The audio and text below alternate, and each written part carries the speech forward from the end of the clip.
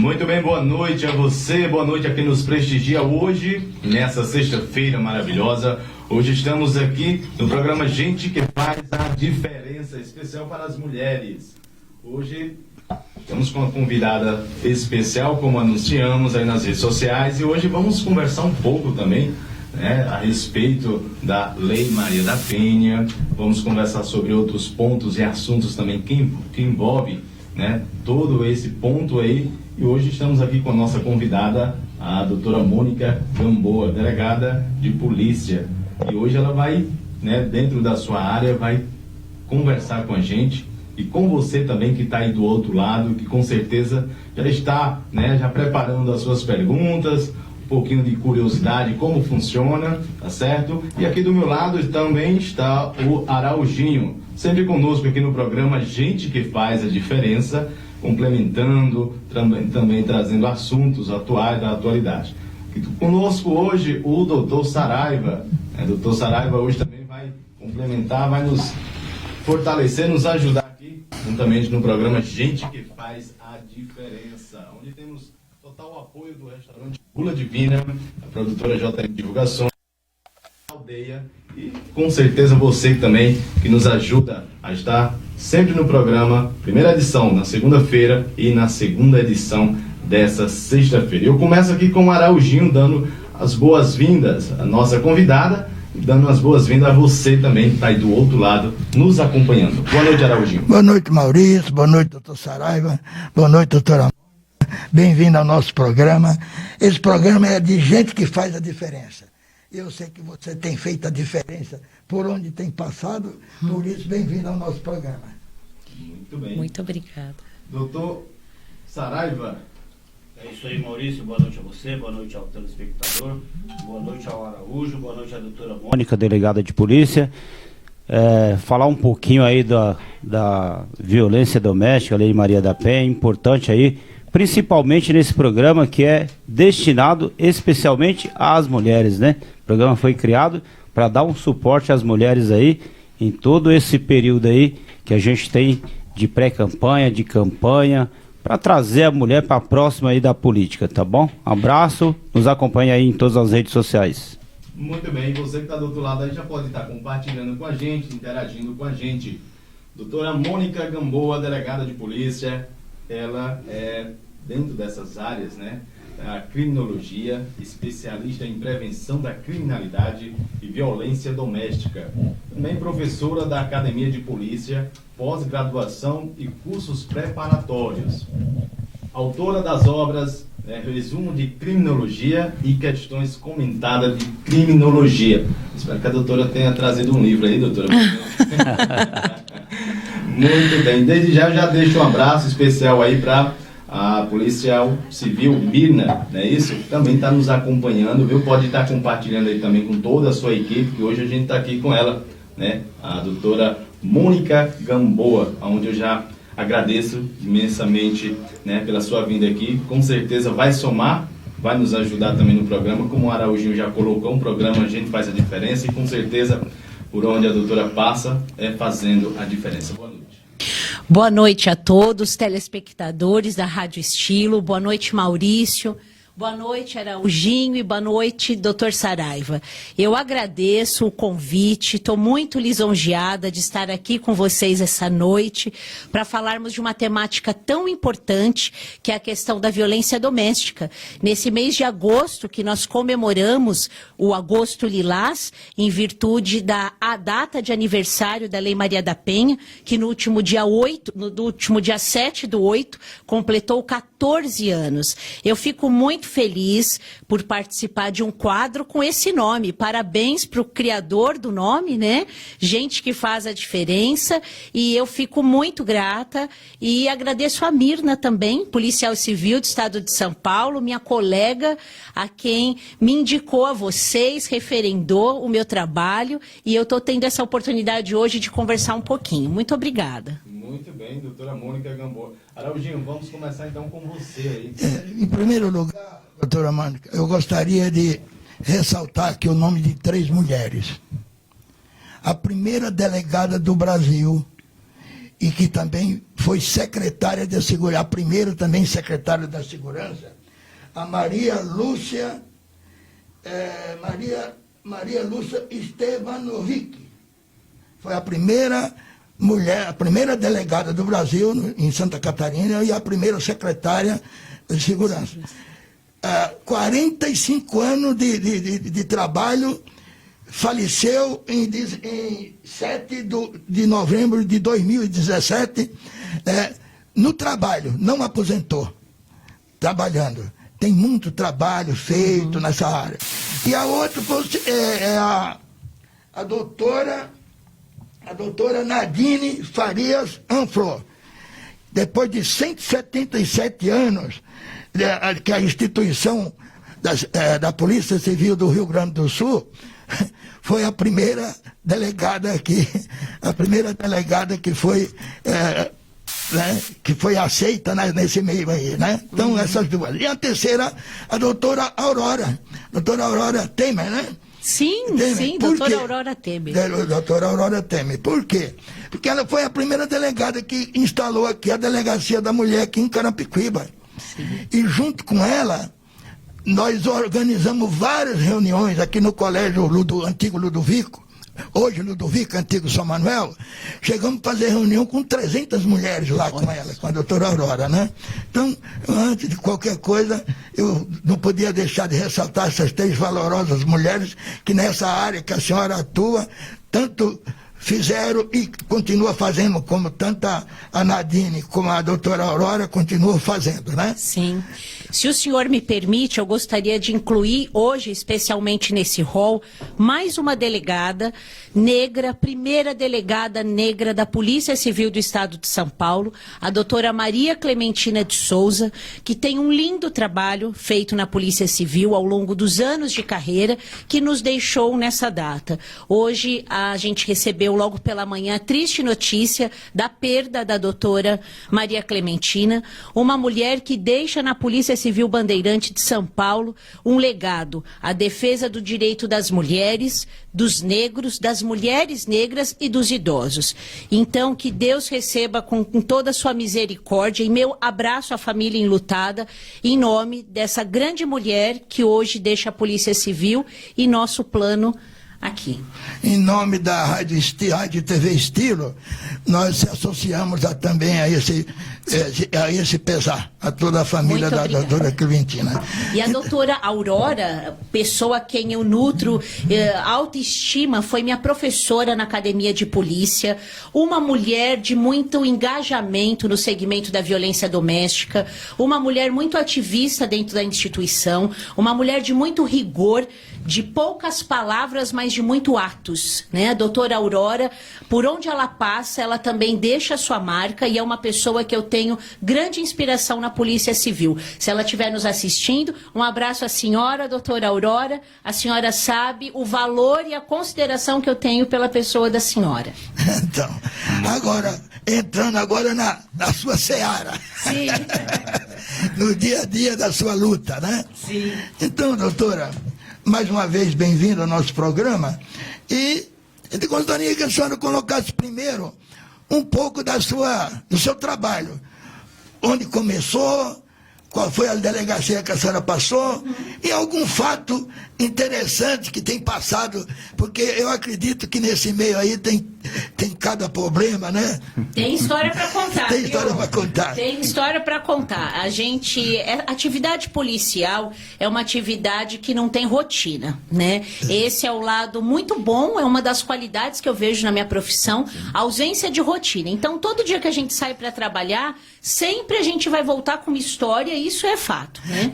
Bom, eu entrei na Polícia Civil em 2006, eu sou do concurso de 2006, eu fiz academia de polícia por 9 meses, então em 2007 eu passei a trabalhar, né? Então eu tenho 13 anos como delegada de polícia. O primeiro local onde eu trabalhei foi no 93DP, no bairro do Jaguaré, e concomitamente eu também fazia um trabalho auxiliar no Grupo de Operações Especiais, no GOI, que foi extinto recentemente. Então eu tive, logo no meu início de carreira, uma experiência no setor, na área operacional. É muito comum os policiais, quando ingressam na profissão, esse desejo pelo operacional, e eu mesmo sendo mulher, né, parece que é um discurso machista, é assim que as pessoas falam, mas você é mulher, por que não, né? Eu também queria, justamente por não ter mulher, ou ter poucas mulheres no operacional, eu também tive essa vontade. À época me preparei para isso, eu tinha uma habilidade física bacana, me treinava, aula de armamento e tiro, essas coisas. Mas eu trabalhei no 93DP. Ao longo aqui em São Paulo, eu vou falar alguns distritos que eu trabalhei, tomara que eu não esqueça de nenhum, mas eu trabalhei no 93DP, área do Jaguaré, trabalhei no 91DP por 2 vezes, no início da minha carreira e agora recentemente, que fica ali no Ceasa. Trabalhei no 23º Distrito, no bairro de Perdizes. Trabalhei na Corregedoria da Polícia Civil, por 4 anos eu trabalhei à frente da Corregedoria, no grupo operacional da Corregedoria, um trabalho que foi um divisor de águas na minha carreira, porque eu pude ter uma outra experiência, um outro olhar sobre a polícia, muito importante. A atividade correicional, ela é uma atividade importante em qualquer instituição, pública ou privada, que nós temos as auditorias, enfim. Depois eu fui titular da Delegacia de Defesa da Mulher, a 3ª DDM, ali no bairro do Jaguaré também, no mesmo prédio do 93DP. Depois eu fui para o DECAP, o maior departamento de polícia judiciária da capital, meu último posto de trabalho. Eu estava como divisionária da divisão de administração do DECAP, cuidava de um setor com 52 policiais, dentre eles 3 delegados de polícia para me assessorar.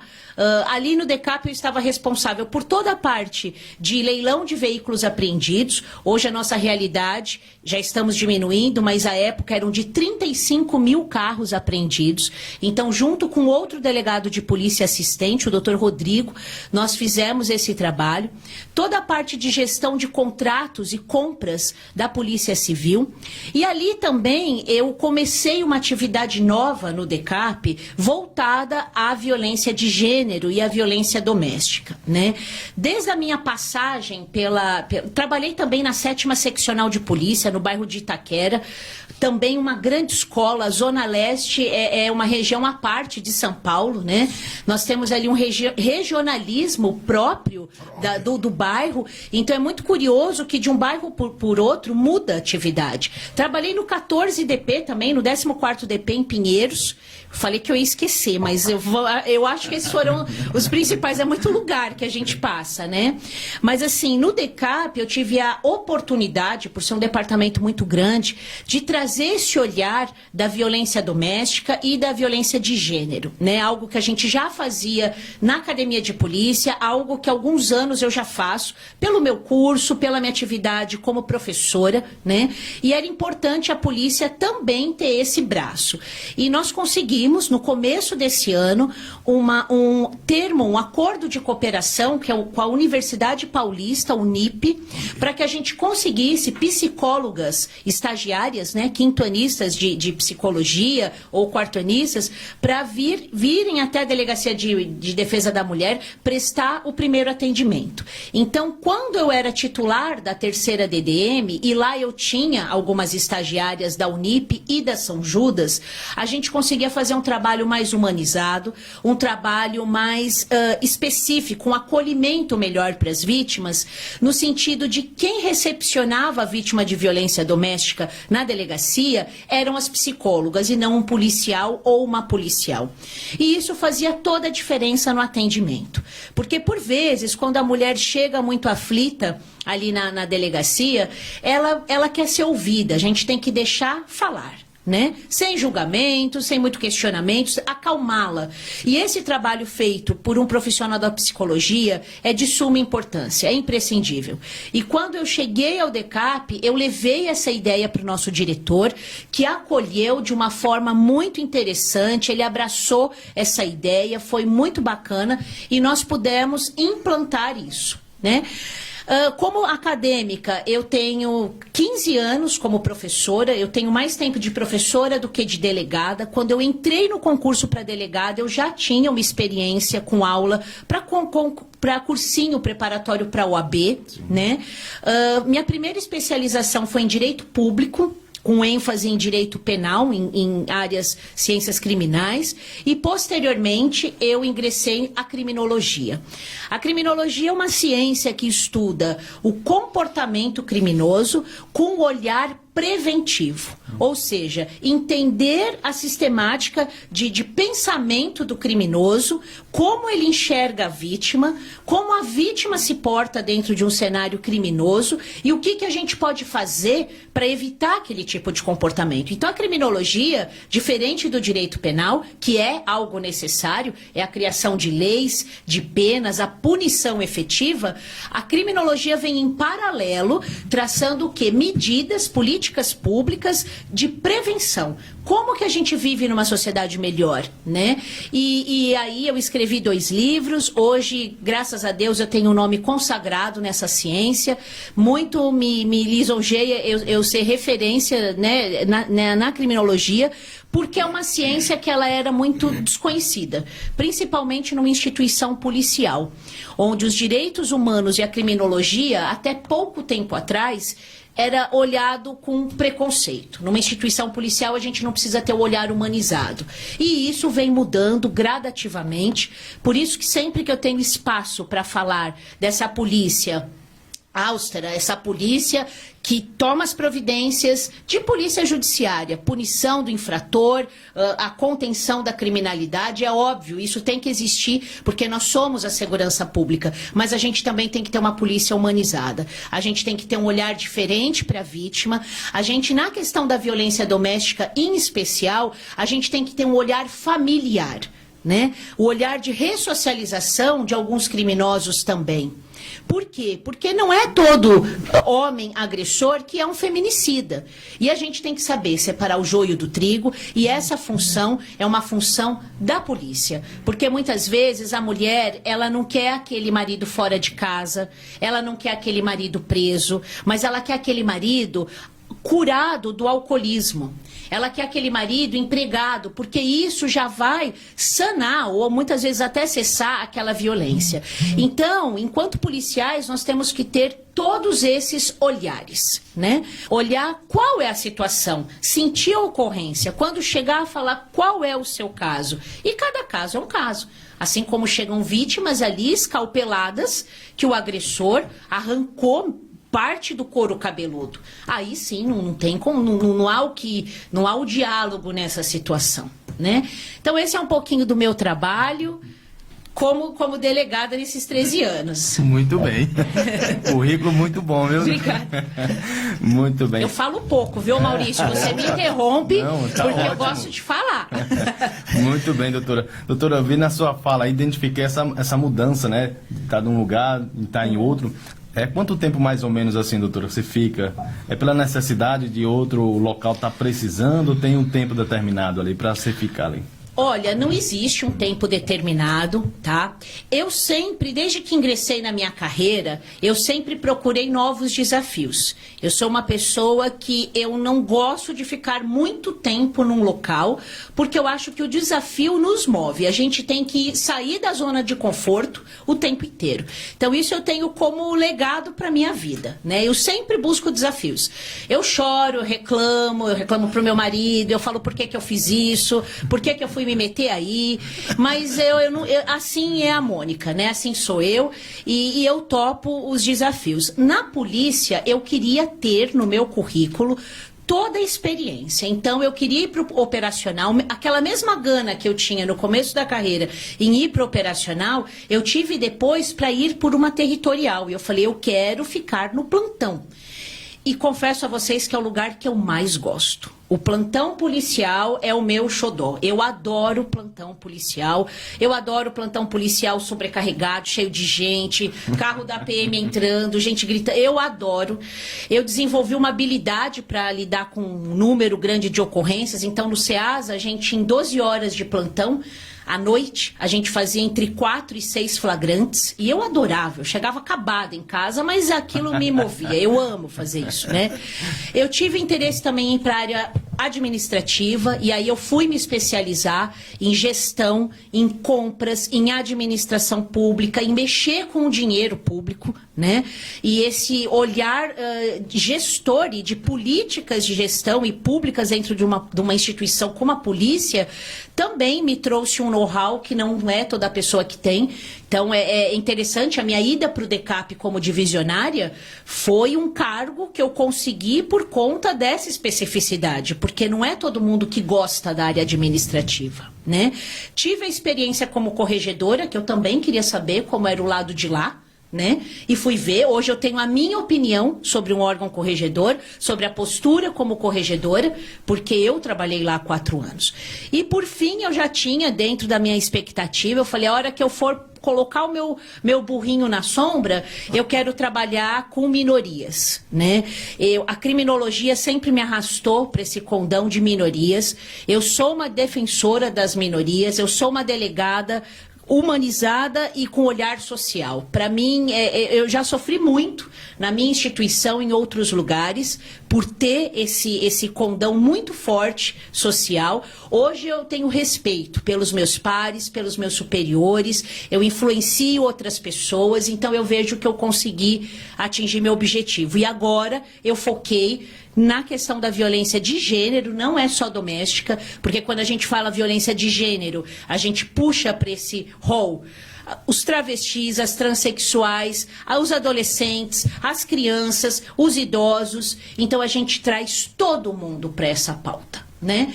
E as minorias acabam entrando nessa violência de gênero.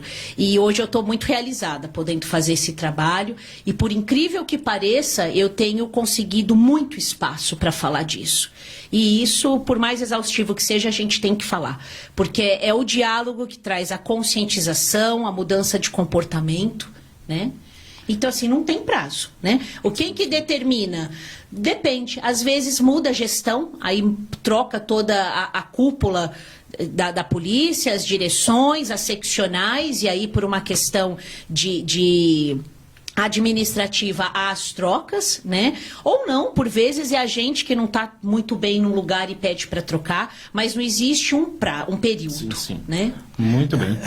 Araújinho. E a senhora no embate, a senhora não pode esquecer a Manuela. Tem o João Pedro em casa também. Um beijo pro João Pedro. Mamãe tá aqui, meu amor, tá com meu marido Éder. Um beijo a vocês. E a Manuela tá aqui comigo. A Manuela é minha companheira, né, filha? Manuela tem 10 anos e o João Pedro tem 5 anos. É muito importante a visão da senhora, essa parte humana, porque mostra que a pessoa está lá no embate, num meio terrível até, mas a senhora tem a Manuela, como eu disse, e o João Pedro, né? Sim. O João Pedro em casa, o companheiro em casa, tudo. Isso é muito bom, essa parte. E nesse momento, eu acho que a polícia em geral de São Paulo e as dos outros estados também tem que fazer um trabalho profundo dentro das polícias para trazer para dentro dela essa parte humana que a senhora colocou aqui, porque está acontecendo muitos problemas sérios aí. Sim. E deixa a gente triste. Deixa a gente triste porque a polícia, seja civil, militar ou mesmo as Forças Armadas, são uma concessão é uma concessão da parte civil, que dá uma concessão a esse agrupamento para lhe proporcionar a sua segurança, e a segurança da sua família, e a segurança de todos, e deles também. Sim. Que corre mais risco, que está na frente, está no embate, está na frente, né? Sim. Isso deixa a gente bem contente em ver pessoas desse tipo trabalhando dentro da polícia. Eu fui um dos fundadores e primeiro presidente por 6 anos do CONSEC aqui de Carapicuíba.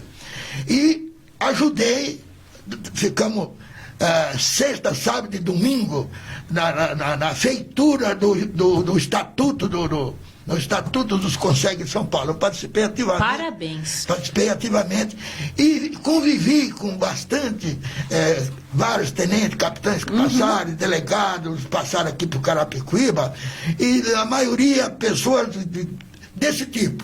Isso é muito bom. Aqueles que tiveram algum problema, felizmente logo já saiu, foi para outro lugar, mas sempre tivemos sorte com aqueles... O trabalho do Conseg é um trabalho importantíssimo, importantíssimo, porque a gente traz a polícia comunitária. A polícia cidadã, ela age, ela atua através dos Consegs. Então, a Polícia Civil e Militar, naquela reunião mensal de Conseg, junto com o presidente do bairro, é um trabalho de entrosamento. É muito importante ouvir a população.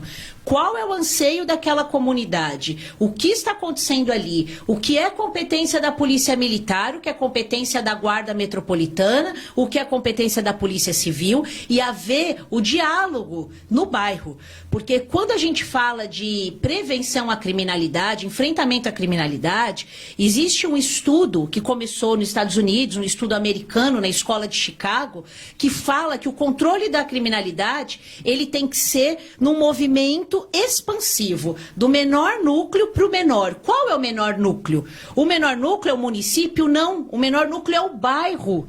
Então tem que haver o diálogo entre polícia, Estado, através do representante da subprefeitura e do bairro, dos moradores do bairro, porque é eles quem sabem o problema. Eu lá na delegacia, como bem disse o Maurício, eu posso ter chegado ali naquela comunidade agora. Quem sabe dos problemas de lá? Eu que sou delegada, porque eu prestei concurso? Não, claro que não. Quem sabe de lá é ele que mora, é o senhor que atravessa a rua, é ele que pega o carro, é a criança que vai para a escola pública. Então a gente tem que ouvir a população. E a partir dessa oitiva falar, ok, qual vai ser a nossa estratégia conjunta? Então a gente tem que ter o diálogo com os bairros. Isso é muito importante. Muito bem. Doutora Mônica Gamboa aqui, delegada junto com a gente no programa Gente que Faz a Diferença. A Lei Maria da Penha, devido todo o episódio que aconteceu, que a gente sabe, da Maria da Penha Maia Fernandes, né? Onde foi criada aí a Lei Maria da Penha 11.340, né, dia 7 de agosto de 2016. E é uma lei considerada pela Organização das Nações Unidas, a ONU, como uma das 3 melhores, né, legislações do mundo no enfrentamento à violência aí contra as mulheres. Doutora Mônica, a pergunta é, depois desse todo episódio, teve então a repercussão e tudo mais, na sua visão, na sua opinião, as políticas públicas diante disso ainda são prioridades, estão sendo bem elaboradas exatamente para o enfrentamento contra as mulheres? O número, na sua visão, está aumentando, está diminuindo? Como é que está a situação toda? Então, Maurício, a Lei Maria da Penha, ela surgiu em 2006. Sim. Após um movimento que chegou à Corte Internacional de Direitos Humanos, que era o pleito da Maria da Penha Fernandes Maia, né? A Maria da Penha, uma cearense viva ainda, extremamente ativa, né? Temos o Instituto Maria da Penha, que eu até convido todos a seguir nas redes sociais, conhecer o trabalho do Instituto Maria da Penha.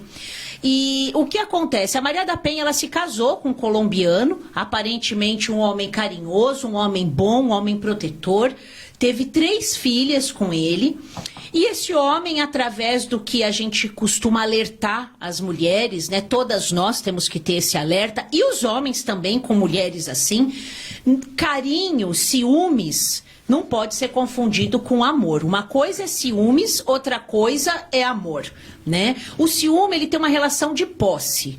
E o marido da Maria da Penha era um homem possessivo, mas ela achava que ele era amoroso.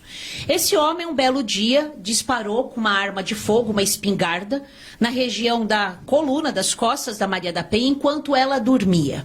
Tá? E foi dito a ela, quando ela tentou se mexer e não conseguiu, que homens tinham tentado invadir a casa e ele, na tentativa de salvar a família, mas isso é mentira, ele atirou nela para matá-la. A Maria da Penha ficou paraplégica, foi assim que ela se tornou cadeirante. acreditou na história do marido, continuou com esse homem, mas ele era um homem extremamente controlador, ou seja, ela vivia o que a gente chama hoje de relacionamento abusivo, né? E ele, meses depois, novamente atentou contra a vida dela. Nessa segunda vez, através de uma tentativa de eletrocução. Enquanto ela tomava banho, ele tentou promover o eletrochoque através do banho. Ela sobreviveu a mais esse ataque e aí ela teve certeza que foi ele. Buscou pela justiça, teve muita dificuldade ao acesso para afastá-lo do lar, para poder sair com as suas filhas. E assim ela começou um trabalho de ativismo, de militância, buscando justiça para ela. Esse pleito da Maria da Penha, em 2003, ele chegou até a Organização Mundial da Saúde e a OEA. E aí a Corte Interamericana de Direitos Humanos cobrou do Brasil, puniu o Brasil por não ter uma legislação própria. Por quê? Porque nós temos um tratado de direitos humanos, um tratado universal, né? Ele é um tratado de cunho internacional chamado Convenção de Belém do Pará. A Convenção de Belém do Pará de 1994 é um documento que vem erradicando qualquer forma de violência e tortura contra a mulher. O Brasil é um país signatário da Convenção de Belém do Pará. O que é um país signatário? Assina o acordo, fala, ok, eu topo, eu concordo com esse tratado. Porém, cada país que é signatário de um tratado internacional tem a obrigação de, em âmbito doméstico, criar a sua lei própria, a sua lei federal. E o Brasil não fez isso. Quando o pleito da Maria da Penha chegou até esses órgãos internacionais, falaram, opa, cadê a lei do Brasil? Não tem.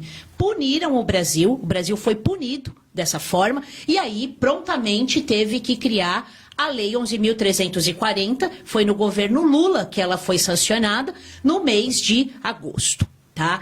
A Lei Maria da Penha, como bem trouxe a informação o Maurício, a ONU, Organização das Nações Unidas, considera como a terceira melhor lei do mundo no segmento de proteção à mulher. Porém, ela é uma lei muito boa, tá? Não há o que se falar.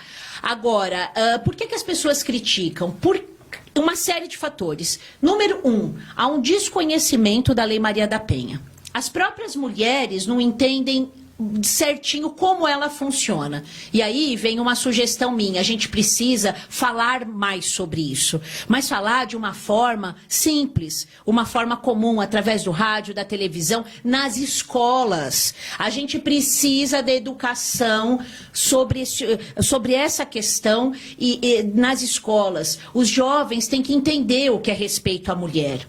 E o homem proteger e respeitar uma mulher não significa que ele é menos homem ou menos másculo. Pelo contrário, vai mostrar que ele é um homem protetor, né? Eu digo que, graças a Deus, eu vivo cercada de homens protetores. O meu marido, os meus cunhados, os meus tios, o meu pai, os meus avós. E na sociedade a gente tem mais homem protetor do que agressor. Então eu não sou a favor desse discurso de massacrar os homens e colocar todo mundo no mesmo pacote, porque não é assim, né? Então a gente tem que ter esse olhar, a educação. Outra questão, a Lei Maria da Penha, ela não foi ainda, apesar desses 14 anos e muitos avanços, ela ainda não foi completamente implementada. Por exemplo, o artigo 8º e o artigo 35 da Lei Maria da Penha vem falando da prevenção, políticas públicas de prevenção à violência doméstica e tratamento ao agressor. Reabilitação do agressor, através do quê? Inclusão em cursos reflexivos.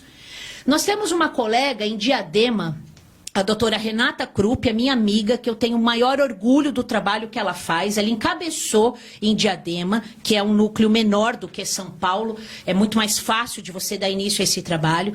Um trabalho chamado Homem Sim, Consciente Também. E aí, dentre as ocorrências que se chega todos os dias numa delegacia da mulher, ela pega aquelas de menor potencial ofensivo ou pequena, baixa lesividade, a ameaça, o crime contra a honra, o xingamento, óbvio que não é um feminicídio, nem uma tentativa, né, de estupro ou um estupro, enfim, não, são crimes menores, e chama esses homens para o trabalho em grupo, trabalho reflexivo. Lá é debatido o quê? Questões sobre masculinidade, dependência química, alcoolismo, o papel do homem na família, o papel da mulher, a questão da equidade de gêneros, e isso é muito bem, tem um resultado muito bom. Ela tem uma estatística muito positiva, que os homens que passam por esse ciclo de reabilitação, esse trabalho reflexivo, eles têm uma reincidência menor do que 10%. A violência doméstica.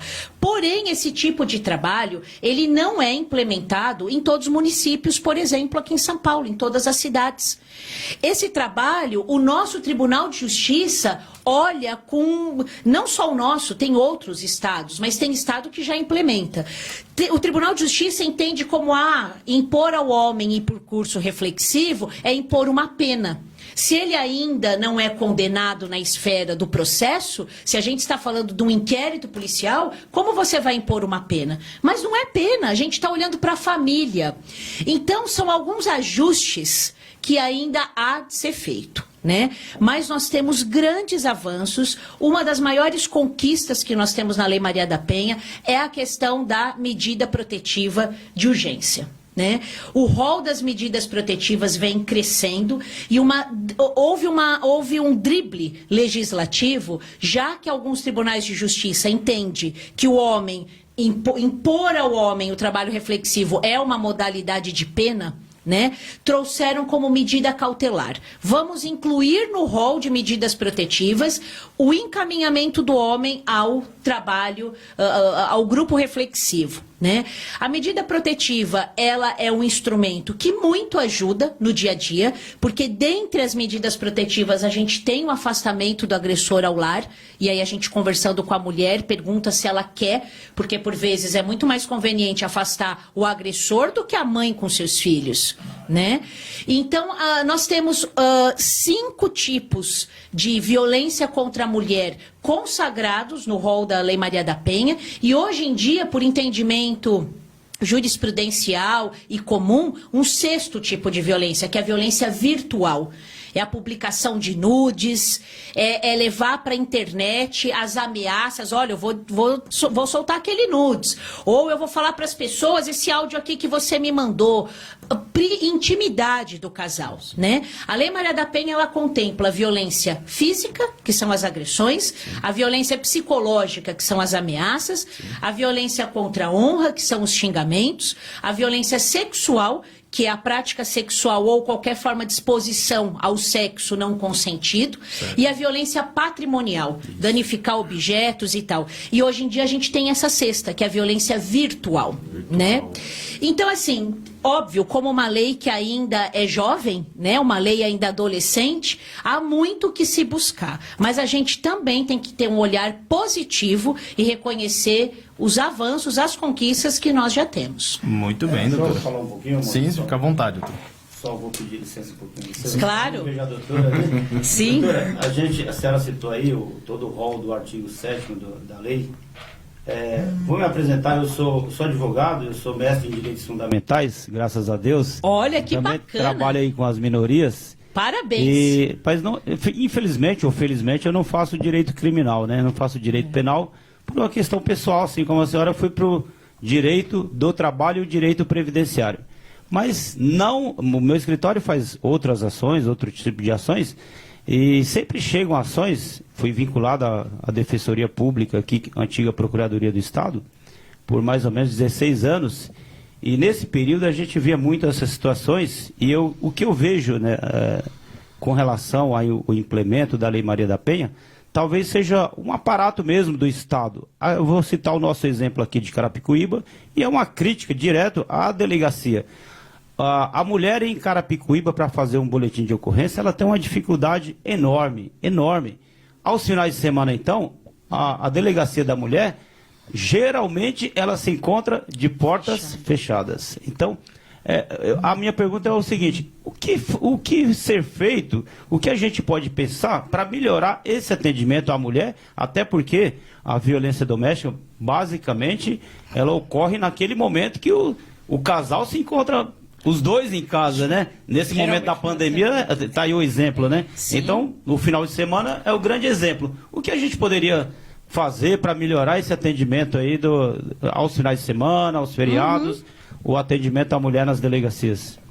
Em primeiro lugar, parabéns pela sua formação, doutor Saraiva, é muito interessante mesmo, ainda que dentro de uma outra seara, né? A sua pergunta foi excelente, no sentido que é uma problemática que a gente vivencia.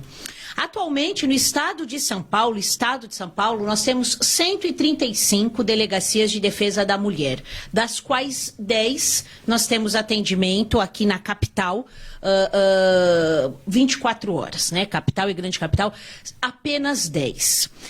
Veja, é uma proporção que não temos nem 10% das delegacias do Estado com atendimento 24 horas. E é justamente o que o senhor falou. A violência doméstica, ela acontece quando? Ela acontece, no período que eles estão juntos. Então, hoje a gente tem o cenário da pandemia, mas fora do período da pandemia a gente tem o quê? Os finais de semana. Então, a violência doméstica, ela tem um pico na sexta-feira à noite até domingo à noite. Domingo à tarde é o top, a curva tá, né? É o ápice da curva de agressão e de violência doméstica. Por quê? Porque no domingo à tarde o bar tá fechado, o jogo acabou, eles já estão no final de semana juntos e é ali que começa as intrigas. E aí a mulher vai atrás do registro, se dá com a famosa porta na cara. Tá? Isso é um problema, sim, e é um problema onde os municípios, volto a falar daquele trabalho de formiguinha dos bairros, município para fora, é importante que haja, junto ao CONSEG, as subprefeituras, uma provocação ao governo do estado para que a gente tenha o quê? Primeiro, contratação de policiais. Por que não abre a DDM 24 horas? Porque não tem policiais. Não é nem prédio. Lá onde eu estava, na terceira DDM do Jaguaré, nós tínhamos o prédio, conseguimos junto à comunidade a reforma do prédio, o trabalho feito, inclusive esse bom atendimento, nós tivemos muitos parceiros, eu fazia palestras e em troca eu falava, tem tinta para pintar? E a gente faz palestra para esse grupo de funcionários da empresa e a gente conseguiu a reforma. Por que a gente não inaugurou 24 horas a delegacia do Jaguaré? Porque não tinha funcionário. E aí eu falo, então tem que abrir concurso. Não necessariamente. Atualmente, aqui em São Paulo, nós temos 92 delegados de polícia aprovados no concurso de 2017, aguardando nomeação. Temos 783 investigadores de polícia na mesma situação. Concurso de 2017, aprovados, aguardando nomeação. Então, não é uma questão do concurso em si. Não tem policiais, a sobrecarga, ainda mais agora durante o período da pandemia, nós tivemos uma baixa significativa de policiais no estado de São Paulo. Por quê? Porque nós temos uma polícia velha. A polícia civil ela está envelhecida. Por quê? Porque as pessoas não aposentam, porque a perda de remuneração é expressiva. A pessoa não pode dispor, num salário de R$3.000, dispor de 1.200 para se aposentar. Isso é uma representatividade muito grande. Logo, ele não se aposenta. Ele sai na famosa expulsória, tá? Covid, quem que é grupo de risco? Idoso. Trabalho policial altamente contaminante. Altamente perigoso, né? Tanto que a gente ganha insalubridade. Enfim, e a polícia ficou sobrecarregada.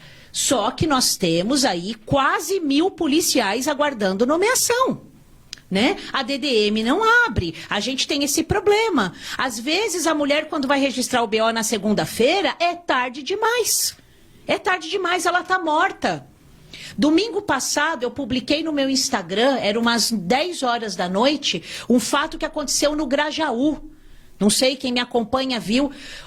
A mãe foi morta pelo companheiro no domingo à noite, na frente do filho de 5 anos de idade. O filho entrou em casa e foi acordar a mãe morta. E ele confessou o crime ao irmão. Onde vai registrar isso? Aí para onde correm essas pessoas? Corre para a delegacia territorial. Chega na territorial, é a situação que eu falei a vocês que eu vivia no 91DP, 4 flagrantes. Você abre o plantão com 2, 3 flagrantes. Óbvio que a violência doméstica é uma prioridade, mas é um ambiente cheio de homens. A mulher tem vergonha de falar, né? O constrangimento. Então tem toda essa questão que a gente precisa reverter esse quadro. Né? E começa pelo quê? Pelo desmonte de policiais que nós temos. A gente não é só, eu não estou falando aqui nem de infraestrutura, viatura antiga, não. Estou falando de recursos humanos. E o pessoal está guardando nomeação. Então esse é um problema que precisa ser resolvido e compete ao trabalho de políticas públicas, de política administrativa, de gestão, da população apoiar os parlamentares, apoiar a própria polícia nesse segmento. Então, se a gente tem um parlamentar interessado nessa causa, a população tem que dar apoio a essa pessoa e apoiar a polícia e a gente junto cobrar do governo, porque é a ele que compete, né? Essa questão. E, enfim, a violência doméstica acontece sim. Quero deixar aqui registrado um dado. A mulher, quando vai à DDM, ela já sofreu entre 8 a 10 agressões. 8 a 10 agressões. Então, não é que ela chega lá na DDM para registrar a primeira vez. Pode até ser o primeiro registro, mas ela já vem de um histórico subnotificado, ou seja, não denunciado, de 8 agressões. Muito bem. Esse é um outro problema, né, doutora? Porque às vezes a mulher entende, a senhora citou todo o rol aí do artigo 7º, mas às vezes a mulher só entende agressão, aquela agressão física, né? A agressão moral, ela entende, isso passa, depois a gente Ele estava nervoso, isso mesmo. É um problema, isso né? mesmo, doutor, exatamente. Por isso que a gente tem que dialogar e explicar o que é. Né? Existem várias cartilhas, viu, pessoal? Todos os órgãos têm cartilhas sobre violência doméstica e ali explicando o que é. Mas ainda a leitura, nem todo mundo tem acesso, internet também é mais complicado a pessoa pesquisar. Espaços como esse aqui, a meu ver, é o espaço mais democrático para a gente levar a informação. Outra coisa, doutora, que eu acho, o problema é cultural. É cultural. Eu tenho feito bastante estatuto de entidades, principalmente de entidades religiosas de vários tipos, né? Eu tenho aconselhado aos dirigentes dessas entidades para separar um tempo antes do culto ou depois do culto para falar das coisas do César, eu digo, né? Porque Deus quer de Deus, de César quer de César. E quem é o César? O César é o mundo, é o mundo aí. Quem é o César do município? É o prefeito. Quem é o César do estado? É o governador. Sim. Então eu tenho dito isso. Por quê? Aí o pastor pergunta, mas por que isso aí? Eu digo, pastor, você não dá conta, você não percebe que o primeiro problema chega com você. Exatamente. O membro da sua igreja ou o membro da sua religião, ele é agredido em casa. Onde é que traz o problema? É para você primeiro. E você não tem a capacidade de resolver. Você quer resolver só com o transcendental, e o transcendental só não resolve. Precisa a parte técnica aqui, a parte prática da coisa. Então eu acho que a entidade que estiver nos escutando aí também, escute bem o que a doutora está explicando aqui e trazer para dentro das suas instituições, nesse tempo que eu aconselho vocês a reservar para antes ou depois, trazer pessoas para estar levando essa coisa, para ajudar inclusive a instituição, automaticamente ajudar a sociedade. Então, eu não sei. Olha, o senhor está corretíssimo. Aliás, o senhor é um homem muito sábio, viu? Olha, tô... Também, com 105 anos. Olha, a gente fica... eu quero, né, fazendo um apartado aqui, eu fico muito feliz de ver que eu estou num ambiente exclusivamente masculino aqui nessa sala. A Patrícia está lá fora, né? Mas, e são homens com um olhar muito positivo para essa questão.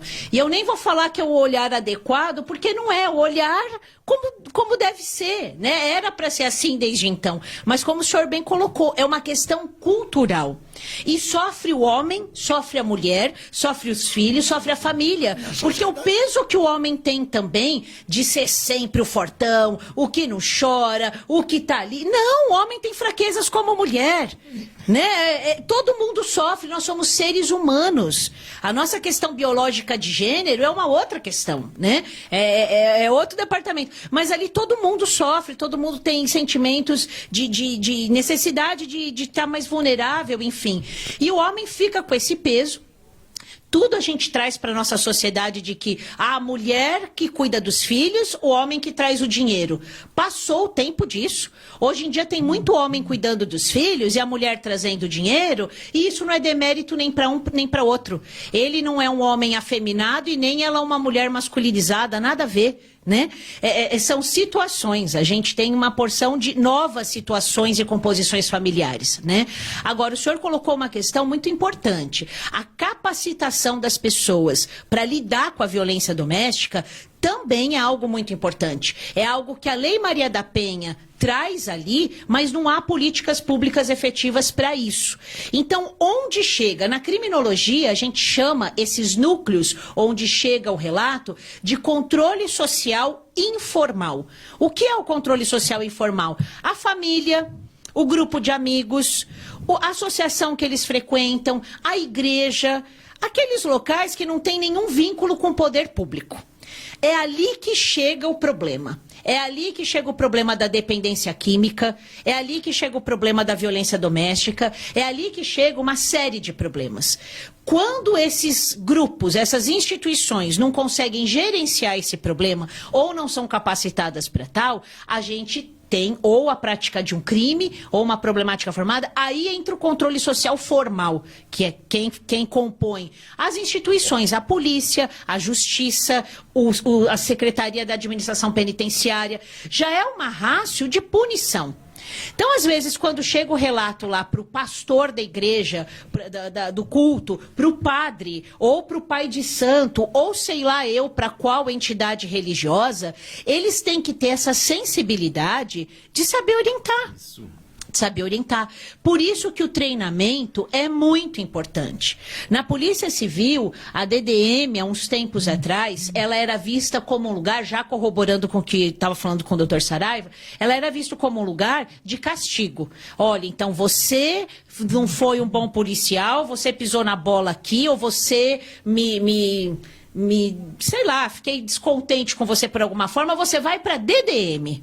E a pessoa, mas eu sou um policial operacional, eu quero ir pra rua, eu quero ir pro DENARC, pro DEIC, pro plantão, enfim, pra DDM não, era um castigo, né? E essa era uma batalha nossa com a Academia de Polícia, que hoje esse olhar já é diferente. A Academia de Polícia ali na cidade universitária, ela capacitou recentemente todos os policiais de DDM, e a intenção é que se capacite todos os policiais da Polícia Civil do Estado, para que saiba receber uma ocorrência. Se você não tem vocação para aquela... Porque eu acho que é uma questão de vocação, devia ser facultativo. Quem tem vocação? Tem homens maravilhosos trabalhando em DDM e tem mulheres péssimas. Tem mulher que fala assim, essa live que eu estava antes de vir para cá, teve uma pergunta assim, doutora, eu acho que tinha que criar uma lei para que só mulheres atendessem na DDM. Eu falei, eu discordo. Desculpa, mas eu discordo. Por quê? Quando a gente precisa fazer uma inserção numa comunidade, cumprir um mandado de busca, cumprir um mandado de prisão, pegar um homem agressor, não adianta colocar a equipe de mulher. É muito difícil, nós mulheres não temos a habilidade e a força física de um homem. Que mulher que tem treinamento para tal qual? É muito comum um homem, quando vê o mandado de prisão e a viatura chegando, ele vem contra. Ele pega a barra de ferro, se ele tem arma ele usa. E se ele vê que é uma mulher, ele se encoraja ainda mais. Então é necessário policiais homens numa DDM. E eles fazem um trabalho brilhante. Então não é questão de homem ou mulher, é questão de educação. É questão de vocação, é questão de empatia. É você olhar para aquela situação e falar, podia ser a minha mãe, a minha irmã, eu, minha filha, meu filho, né? Então é cultural mesmo, a gente ainda tem que trabalhar isso. Ainda nesse ponto aí que a senhora tocou, com relação a essa questão do artigo 10º da lei, esse primeiro atendimento eu primo por uma importância fundamental, mas eu acho que também é um pouco falho com relação a isso, exatamente por esse motivo que a senhora terminou falando aí, não só por ser homem ou por ser mulher. Então, eu acho que Eu entendo dessa forma que esse deveria ser realmente o primeiro momento, aquela pessoa que está do outro lado do balcão, o atendente, o delegado, o escrivão, deveria dar um atendimento melhor a essas mulheres, né? Como a senhora vê essa questão, tanto na delegacia quanto na justiça, desse atendimento, da imediatidade da medida? Sim.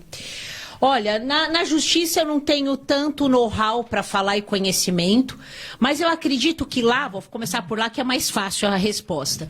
Lá na justiça, eu acredito que as falhas que existem, porque o mau atendimento no serviço público, né, ele é padrão, é algo que é uma, não padrão, perdão, é uma problemática que a gente enfrenta em todos os estados e em todos os serviços, no funcionalismo público, no servidorismo público.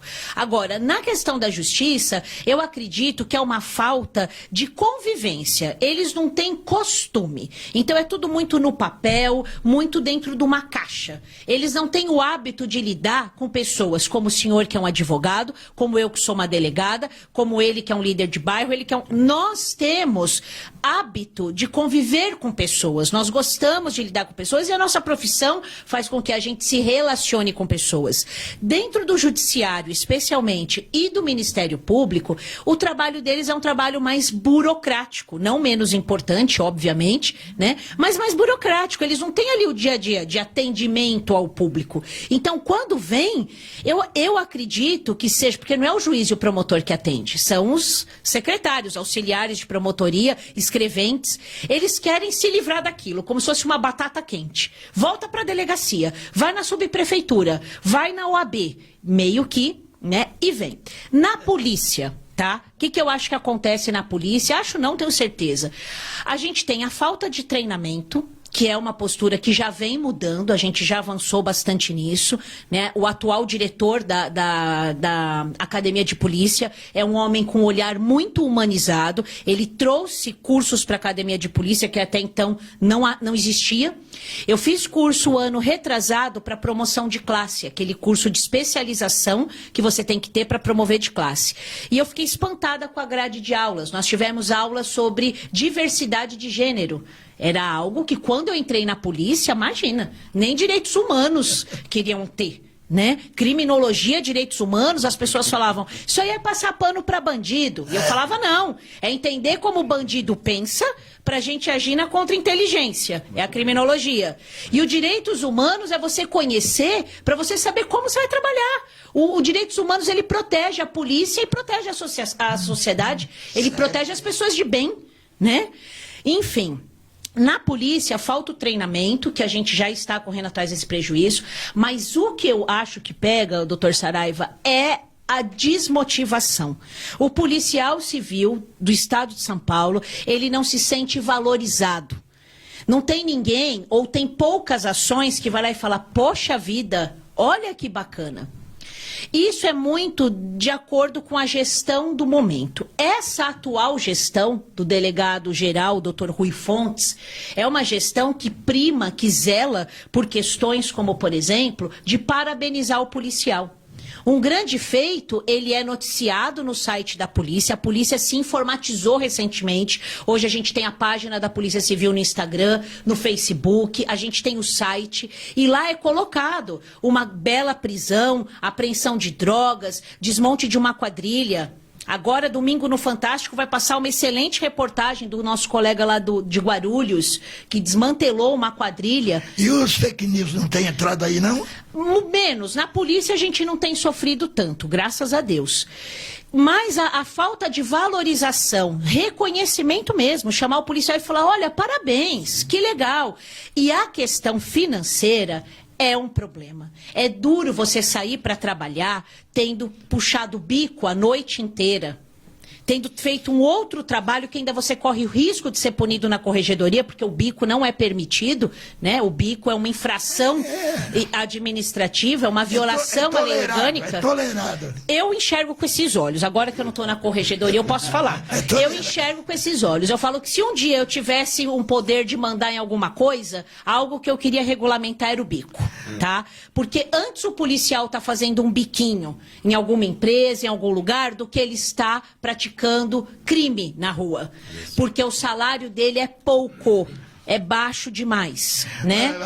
Doutora, Nós somos, só interrompendo para ficar registrado, nós somos o pior salário da federação. pior. Há 2 meses descemos o nosso ranking para o pior salário da federação. Então, esse cenário tem que mudar. Viu, doutor? Agora ficou pior. Ficou pior. Eu volto a colocar que a questão é cultural e de educação. Eu fui 29 anos funcionário público do Estado, e por isso eu tenho levado pancada por todo lado do funcionário. Já calejou. O seguinte, eu acho que tem que fazer um trabalho para toda a população. Aquilo que eu falei que serve para as entidades, serve para a população em geral. Por exemplo, eu digo sempre, por isso eu volto a dizer, já levei pancada de tudo que é lado, telefonema, mesmo depois em casa eu recebo telefonema, estou me metendo no pau, é o seguinte, eu disse sempre, e reafirmo, em 29 anos eu vi e convivi com centenas de funcionários que ele de graça dá prejuízo. Também, nesses 29 anos, eu vi muitas filas para tentar entrar no Estado, no município, na União. Mas não vi nenhuma fila pedindo demissão. Por isso eu tenho levado pancada. Mas reconheço que tudo aquilo que a senhora colocou aqui é verdade, porque eu vivi, convivi, eu sei. Continuo tendo amigo que está na área que sofre a mesma coisa. Tudo aquilo que a senhora falou aqui é verdade. Por isso é necessário fazer uma reavaliação cultural no Brasil, um trabalho longo para poder melhorar essa situação. A senhora colocou aqui pequenas coisas que já foi modificado dentro da própria polícia. Isso nos alegra. Isso nos alegra. Sim. Eu tenho falado aqui, por exemplo, está fora da área, mas serve também, por exemplo, o município de Barueri, ele construiu um centro de diagnóstico, que em poucos países do mundo tem um centro igual. E eu acompanhei várias pessoas lá, e disse aqui, conversei aqui com o doutor Saraiva várias vezes, dizendo o seguinte, que você veja, pega um equipamento daquele, mas precisa treinar a próprio povo para usar aquele equipamento. Exatamente, sim. Porque a maioria da população não está preparada para receber um serviço daquele. E é em todo caso. Por exemplo, recebe uma lei tão importante como essa Maria da Penha, agora, isso não foi levada para dentro de todas essas organizações para poder ser discutido. Exato. Então, esse que é o problema. É cultural, né? É cultural. Sim. Muito bem. Eu sempre falo essa questão de concurso, né? Eu sempre falo, na hora de prestar o concurso, ninguém põe uma arma na nossa cabeça. A gente sabe do salário, a gente sabe da estrutura da instituição, mas por conta de um sonho, de uma vocação, a gente topa o desafio e vai. E eu falo, eu nunca esmoreci no meu trabalho, eu pode pegar onde eu trabalhei, eu nunca fui o Horácio, o braço curto, porque eu ganho pouco, o governo não reconhece, não tem estrutura, então não vou fazer nada. Não, eu sempre procurei complementar minha renda fazendo outro tipo de trabalho. E o senhor foi muito assertivo quando fala que fila para demissão não tem. Então o povo reclama, maltrata no atendimento, macula a imagem de uma instituição centenária, né? Mas ninguém sai, ninguém larga o osso.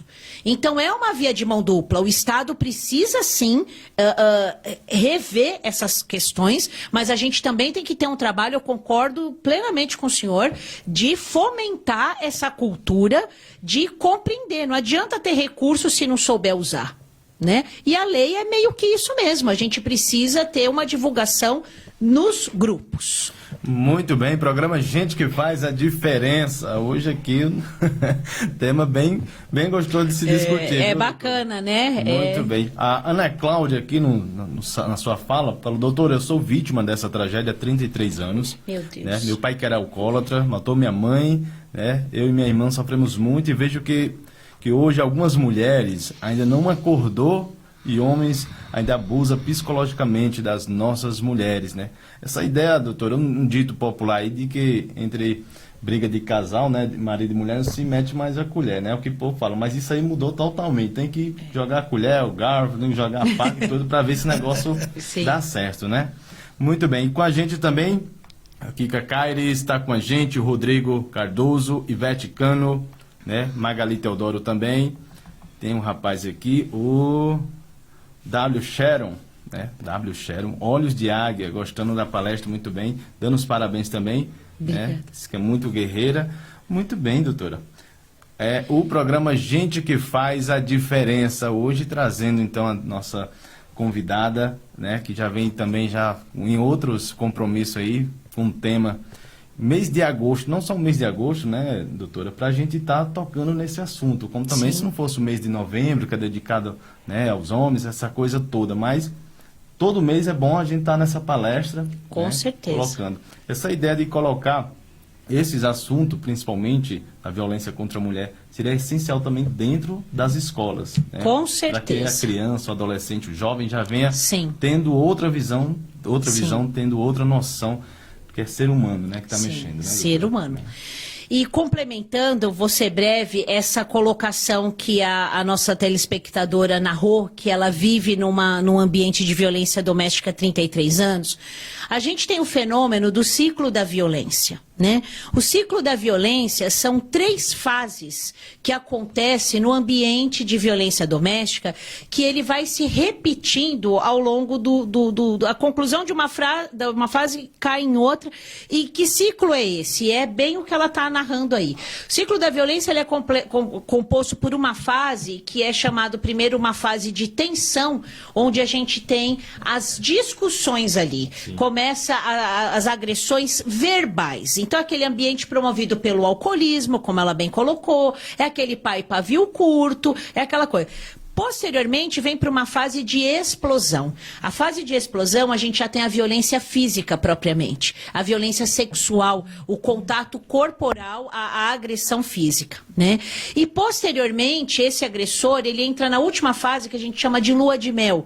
É a fase onde ele se dá conta do que está fazendo, para falar, poxa, é minha família, é minha mulher, é minha filha, eu tenho que largar a bebida, eu tenho que deixar a cachaça, eu tenho que parar com isso. Ele reconhece os erros, aquelas pessoas, aquelas vítimas se compadecem, porque naturalmente é o pai, é o marido, é um ente querido, né?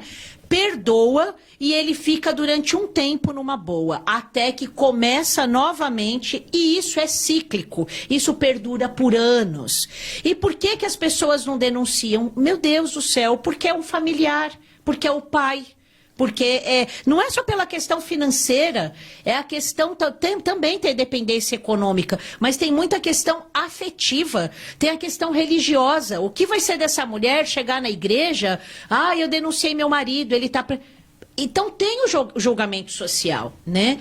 Então é uma fase, não é fácil, por isso que a gente precisa apoiar, divulgar, por isso que a gente tem que tentar. Eu penso, senhores, que o caminho ideal é a gente conscientizar para tentar cada vez mais diminuir esses casos. Muito bem, doutora Mônica Gamboa aqui, delegada de polícia, criminologia, especialista em prevenção da criminalidade e violência doméstica, professora da Academia de Polícia, pós-graduação e cursos preparatórios e autora das obras Resumo de Criminologia e Questões Comentadas de Criminologia. Muito bem. Só agradecer então, doutora, né? Um pouquinho, Maurício. Eu tenho que fazer uma pergunta aqui para a doutora.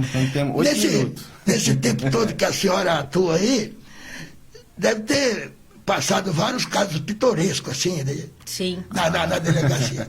Eu quero falar porque a turma conta piada, né? E gosta. A turma conta piada, não sei se é verdade, mas... O senhor quer uma história que o agressor foi preso ou não? Então, de hoje ou de ontem? A turma conta o seguinte, que o camarada foi intimado na delegacia da mulher, não sei se daqui de Carapicuíba, de Osasco, né? Então ele chegou lá e ele estava bebão, estava bêbado, né? E a delegada falou para ele, rapaz, Você bateu na sua mulher, isso, aquilo, outro lá. Que história é essa aqui? Você não conhece a Maria da Penha? Tudo lá. É, doutora. Eu bati na minha mulher e se a Maria da Penha chegar aqui, eu bato nela também. Oh, meu Deus.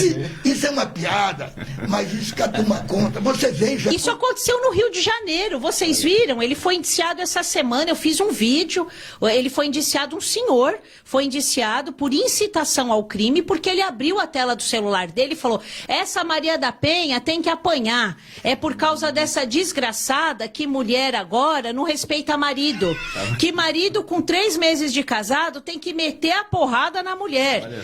Isso viralizou. Eu, obviamente, fiz um vídeo criticando e falei, eu quero ver se você é macho de vir falar isso aqui no meu plantão. Falei isso pra ele e viralizou. E ele agora, eu soube que ele é o mesmo rapaz que filmou a moça fazendo yoga na Lagoa Rodrigo de Freitas, ou seja, ele já está respondendo o inquérito e me faz uma dessa. O mesmo. É reiterar. Aí sabe o que ele falou, Maurício? Ele falou, bom, eu faço isso de piada, porque eu tenho 300 mil seguidores no Instagram e eu tenho que manter a popularidade. Olha só. Mas ele foi indiciado pelo crime de incitação ao crime. Né? Por isso que eu perguntei, a senhora teve algum fato parecido? Tem, sempre tem. Tem uma vez chegou um moço, eu fiquei com muita dó, foi no 93 DP. Ele chegou com as costas toda lesionada de cabide. Ele tomou uma surra de cabide da mulher. Ela pegou o cabide de madeira, aqueles cabide, né? E ela bateu nele. E ele tinha vergão nas costas de cabide. E ele falou, doutor, eu vim aqui clamar a senhora pela lei do João, pela lei do José, olha o que a mulher fez comigo. E eu falei, poxa, né, ali, de fato, ele tava, a gente fez o BO de lesão corporal, né, mas ele falou, doutora, não tem uma lei que nos protege? Eu falei, não, aí expliquei os motivos a ele, né, e um caso que foi interessante, uma moça, foi no 91 DP, se é recente, essa moça, ela tava com o filho no hospital Sorocabana não, aquele hospital que tem na rua da Leopoldina, enfim, tava com a filha fazendo inalação, o agressor chegou e falou, agora eu vou te matar, você tá fazendo inalação na menina, eu quero ver você correr. Ela entregou a menina para a enfermagem e correu. Ela desceu a rua do hospital, atravessou ali a avenida em frente ao Vila Lobos até a delegacia e entrou gritando por socorro, ele atrás, e nesse dia nós pulamos o balcão, eu com o escrivão, porque a gente viu correndo, a gente pulou o balcão e detemos o rapaz e ele veio em cima da equipe completamente louco para matá-la. E a filha, olha o desespero dessa mulher. Ela largou uma criança de 2 anos no colo da enfermeira e correu. A gente conseguiu efetuar a prisão. Esse rapaz ficou preso 11 meses. Né? Saiu recentemente, está respondendo ao processo. Então, enfim, são situações muito trágicas, né? Mas renderia outro papo, viu, o Maurício? Muito bem. Você tá vendo aí, né, Manuela? Sua mãe é... Não, meu filho, o senhor vai dar risada. Meu filho, ele ouve esses dias que de home office, né? Eu tenho feito muita live em casa. E eu sei que ele começa a brincar com os bonecos, ele coloca os bonecos um do lado do outro, Homem-Aranha, o Homem de Ferro, todos eles. E aí ele começa, 5 anos. 5 anos. E aí ele começa a bater na cabeça dos bonecos e jogar no chão e fala: vai pro chão, eu sou da violência doméstica. Sou da violência doméstica. Falei, João Pedro. E aí ele solta uns nomes assim, né? Então ele solta a violência doméstica, eu vou ligar pra não sei o quê, e ele fala os nomes. Eu falei, João, o que é violência doméstica? Não sei. Eu falei, é homem que bate em mulher, né? Enfim, então as crianças absorvem e é importante a gente divulgar isso também. A gente está falando aqui como brincadeira, mas é algo muito sério, né? Muito bem, doutora Mônica Gamboa. Agradeço. Eu quero agradecer, depois os nossos colegas aqui vão agradecer também imensamente. É um programa que a gente vai voltar novamente, né? Com prazer. Com voltar prazer. novamente, vem trazer outros temas também dentro da criminologia, né? Pode vir também com outros temas relacionados ao tema de hoje. Temos stalking, temos o grooming, que é o aliciamento online, o relacionamento obsessivo, que é o stalking, a perseguição, feminicídio, temos a vulnerabilidade das mulheres nos crimes sexuais. Tem muito tema pra gente falar. Muito bem. Tem sim. Araujinho, o doutor Saraiva? É isso aí. Conversa boa passa rápido, né? Passa rápido. Muito rápido, né? Pois é, olha lá. É isso aí, eu queria agradecer a doutora aí mais uma vez, um prazer te conhecer.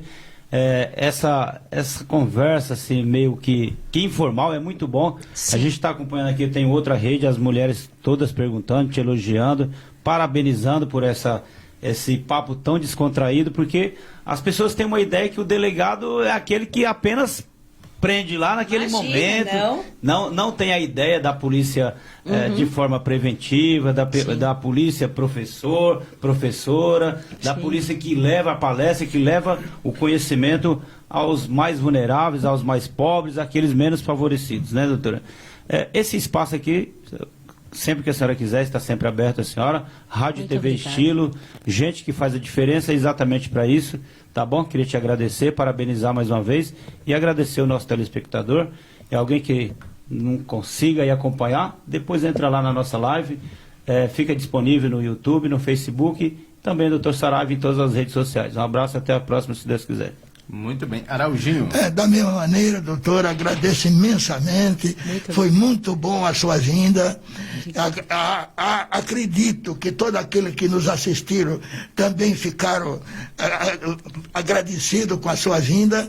E como o Saraiva colocou aqui à disposição, sempre que tiver alguma coisa nova, tiver alguma coisa tudo aqui, entre em contato através da Patrícia aí, tudo, do Maurício, tudo, e o espaço está aberto para coisas novas que tiver na sua área, para trazer para os nossos ouvintes aqui, o pessoal que nos assiste. Com certeza. Muito obrigado. Muito bem. Eu agradeço ao Dr. Saraiva pelas generosas palavras, assim como você, Araujinho. Foi um prazer conhecê-los, Maurício. Eu agradeço o espaço. Quero deixar aqui o alerta para as mulheres e para todas as pessoas. A culpa não é da vítima. É um projeto que eu tenho, eu trabalho esses temas dentro do projeto. A culpa não é da vítima. Juntos podemos mais, né? E essa é uma união entre todos nós. E fico à disposição também. Se alguém tiver dúvida e quiser mandar para mim, nas redes sociais eu estou como Delegada Gamboa. Manda um direct ali no Instagram ou no Messenger a sua dúvida que não foi respondida e a gente entra em contato e responde a vocês. Muito obrigada, fico à disposição. Muito bem. Doutora Mônica Gamboa. A Bruna Gamboa A Bruna Gamboa é minha irmã. É minha irmã e uma pessoa que milita junto comigo nessas questões sociais. Ela é pedagoga, então ela tem todo esse olhar dentro das escolas. Ela trabalha numa grande escola em São Paulo e a gente juntas também faz esse trabalho. Muito bem, já deixo o meu abraço também para ela, para toda a sua família. E esse é o programa Gente que Faz a Diferença, trazendo pessoas que fazem a diferença na sociedade, trazendo muito bate-papo e fazendo essa transformação, é o que a gente está precisando, de pessoas assim. O programa Gente que Faz a Diferença vai ficando por aqui. Meu muito obrigado a você que compartilhou, você que participou. O programa fica disponível na página da Rádio Estilo, né? A doutora pode entrar também, responder as perguntas também que não deu tempo de ser respondida, e pode também compartilhar, né, com a equipe, compartilhar com os familiares, pessoal, para assistir o programa mais uma vez, o programa Gente que Faz a Diferença. Tivemos o apoio do restaurante Gula Divina, produtora JM Divulgações e o Clube da Aldeia, aqui na cidade de Carapicuíba. E convido você a estar assistindo a programação da Rádio e TV Estilo durante a semana. Seja bem-vindo aqui no Rádio e TV Estilo. Eu sou Maurício Nascimento, meu muito prazer, vamos ficando por aqui e a próxima semana estaremos aqui mais uma vez.